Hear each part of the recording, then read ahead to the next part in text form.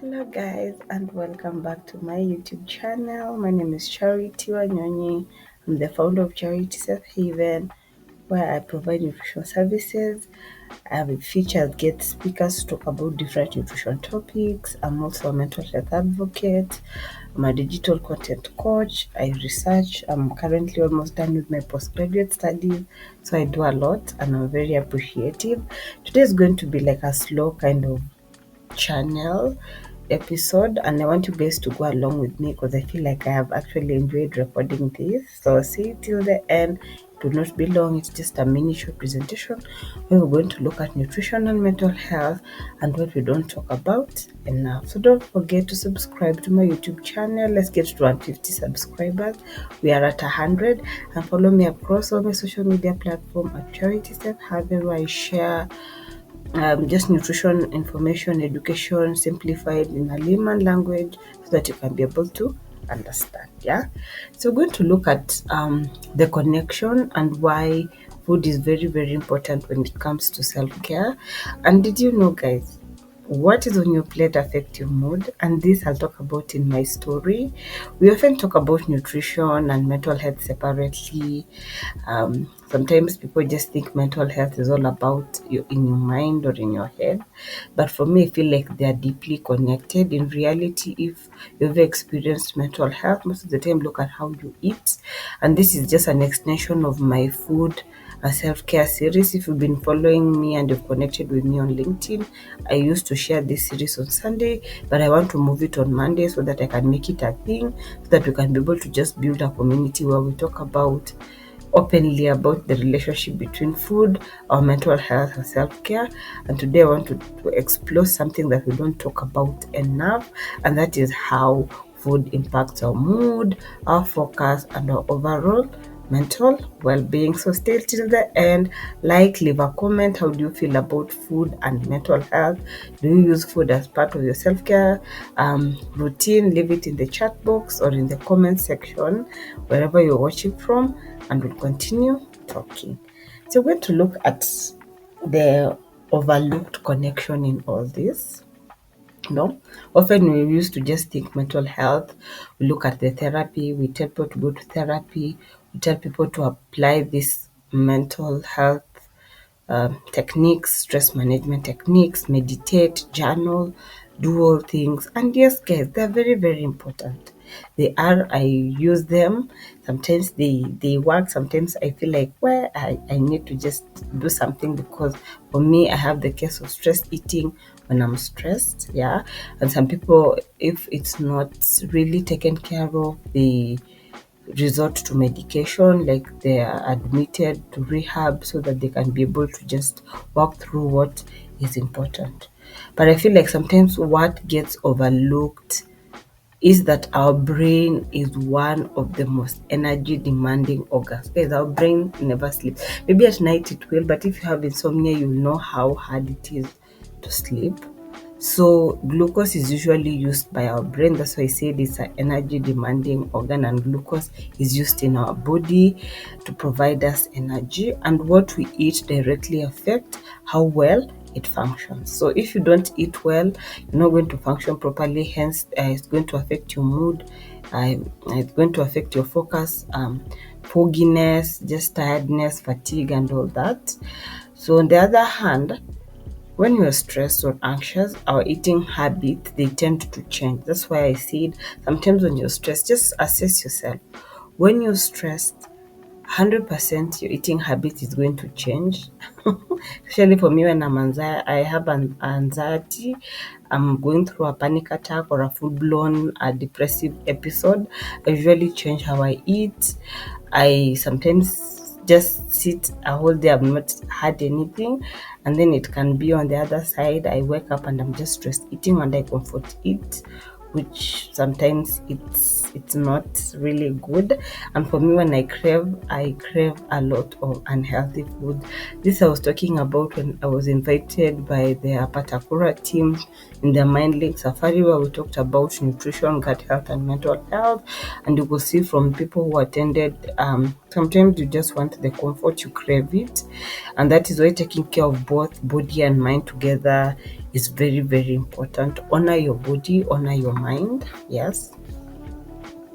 I'm going to look at science made simple because I know most of, or not all of you watching me are nutritionists.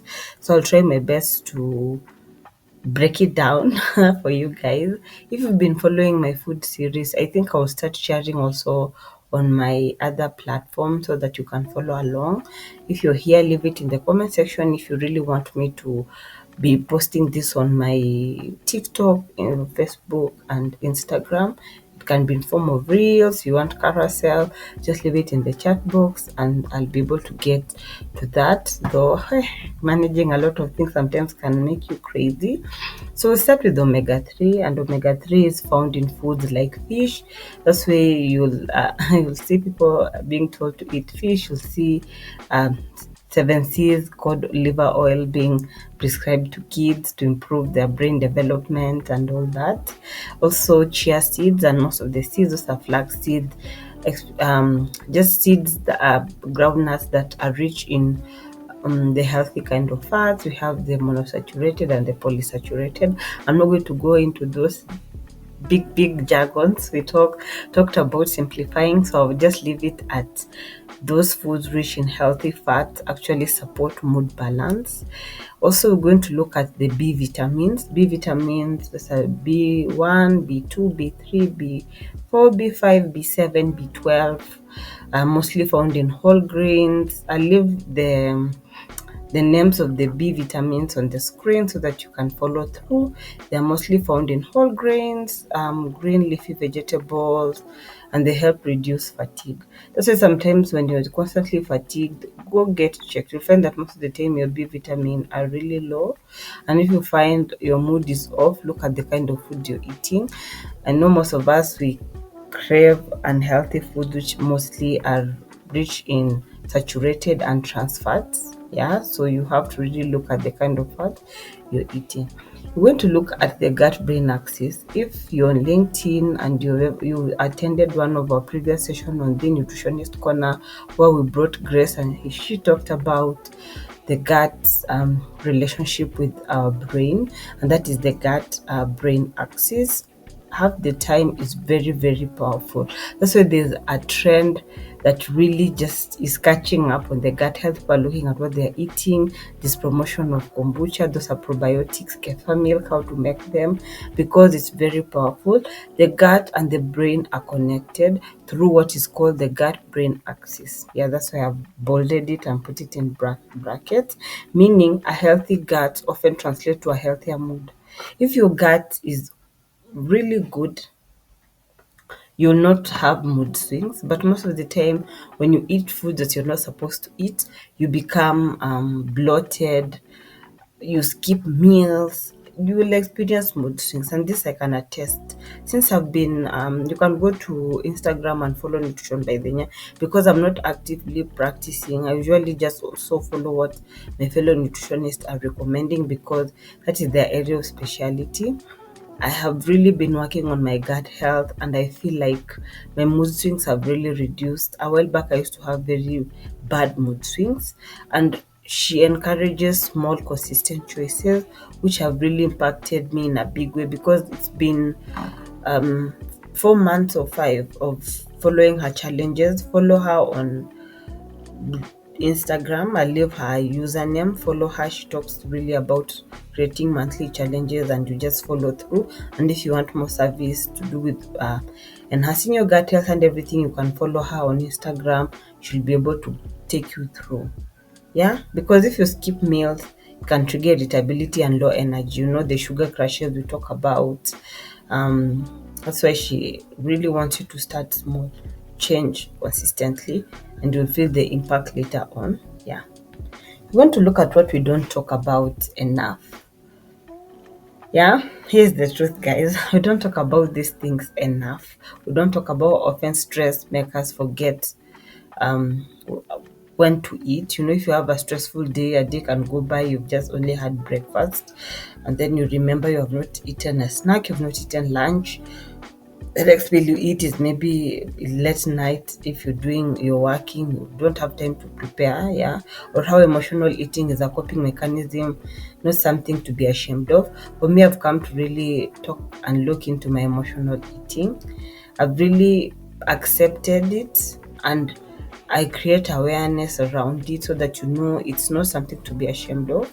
Yeah, especially for us women, it's just a period in our period or our cycle where you will emotional it. If you feel that way, please leave it in the chat box or in the comment section, whichever where you're watching.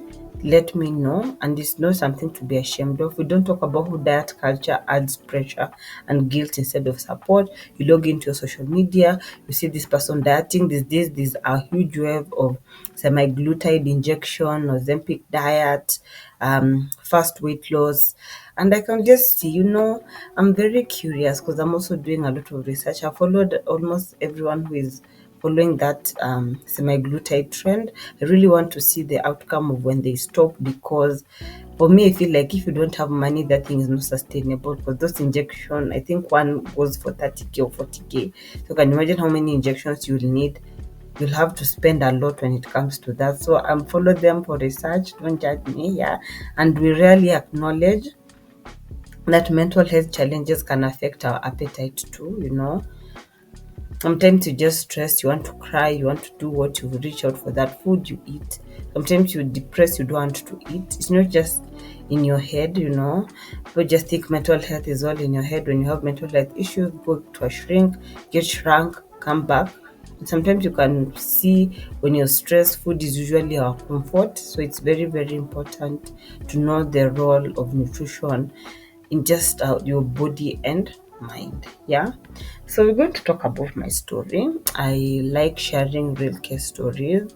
For me, I've really been having a lot of stressful days because I'm just in the process of pushing my activities ground up.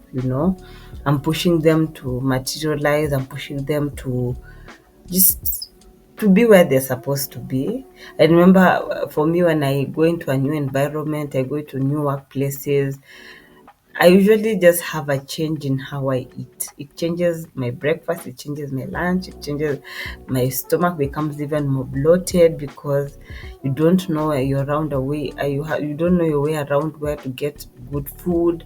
So you have to carry your own food and have to make sure you have a fridge so that it can be well stored, a microwave to warm so that you don't eat cold food. And it really just it stresses me because I stress eat. Sometimes I skip meals, but for me, I don't. I stress eat. And it took me a while, yeah, because when you skip meals or you binge eat, you're going to lose focus. Because when you eat too much, you're going to have the sugar spikes and crashes. And when you don't eat, you're going to have low energy and you're not going to focus. And when you don't focus, you're going to be stressed. That is when I realize food is part of mental self-care. That's why I'm very keen on what I eat these days. That's why I've been looking at my gut health so much, because I feel like when you eat regularly, even just carrying snacks, sometimes you don't want to carry lunch and there's a mama fruits outside your workplaces selling banana. If it doesn't give you bloating, pineapple, apples, making your own snacks, staying hydrated, like let me sip water so that I'm serious. Yeah. For me, it's not a luxury. If you've ever worked with me, I usually have my lunch bag that has everything, and I make sure the office I have has water. I find watering holes anywhere I go because I value hydration, even in this cold, rainy um, season we are getting into. And those small shifts just made a huge difference in how I manage my stress. Yeah, because when you eat poorly, it's just going to affect your cortisol level, which is going to spike your stress. It is something now I share with clients, with anyone who asks, students, because it's a truth I wish I had learned earlier. The importance of gut health. I know this is a mental health, but gut health plays a role in that. And now I feel like also you in your practice, anyone who goes into a nutrition session, please make sure you get into the gut health session so that you can be able to know what to do. Yeah. What's up to just talk about practical takeaways. So what can we do about it? Here's some few gentle takeaways that I will give as Charity, a mental health advocate. Make sure you eat regularly, yeah, instead of letting long hours go by. Sometimes you can have a long day until you forget to eat, but please make sure you do. Stay hydrated, even in my well, a mild dehydration. No, by the time you start looking for water, you're really, really dehydrated. That's why we encourage to place your water bottle where you can see so that you can keep on drinking. Because out of sight, out of mind. Add colorful fruits and vegetables. I live in the screen, the rainbow. It's so colorful, guys. They feed both your body and your brain because they are full of antioxidants, and the B vitamins I was talking about. Keep simple snacks at hand on busy days. I know there's some people who have drawers in their offices where they keep their snacks, so you can just snack throughout the day. Make sure it's a healthy one, because poor snacking can also feed into your stress and emotional eating and all that. So try journaling. For me, journaling has really been a game changer. And sometimes it's not about perfectionism. For me, it's about building small, healthy habits that will support you. For me, I really value journaling, guys. Yeah. So this is a safe space for you guys. Know you that you're not alone. It's okay to need both nutritional and mental health. Sometimes you as a nutritionist to meet a client and like, this is just not about food. Feel like mental health is at play here. Refer to a mental health specialist so that you guys can work together. And some days the best care you can do is just simply eating something nourishing without guilt. We tell you guys to eat in moderation. We don't tell you to really, really exclude some of your favorite food. Yeah, when you exclude them and then you end up eating, you feel guilty, and this perpetuates that negative relationship with food that I usually talk about. I think in the next series I'll talk about negative or relationship with food. We'll look at the positive and negative relationship with food, and no progress, not perfection, and that is a journey, because self-care is a journey. Some days you're up, some days you're down, but you still keep going. So we're going to wrap it up, and just a brief call to action to you guys. I want you to remember, nutrition doesn't just build a healthy body, it supports a healthy mind too. Your plate can be part of your healing and your self-care. That is something you should, even if you don't take away anything from this, please take away that. So let's normalize this conversation. I would love to hear from you guys. How has food impacted your mood or your mental health? Please share with me in the comment section. I love interacting with you guys. And if this resonates with you, subscribe to this channel, connect and follow me on LinkedIn. I'll start sharing also on my other platforms some real life practical nutrition tips to just help you manage your nutrition, mental health, food, relationship, and all that. So let's keep growing together and learn together. So that comes to the end of this episode. Thank you so much for taking your time to watch me. Please share with anyone who needs to know and put this in mind.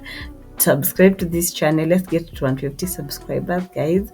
And also follow me on all my social media platforms at Charity Safe Haven, where I share nutrition and practical tips in a layman language so that you can be able to come along and know how proper evidence nutrition is.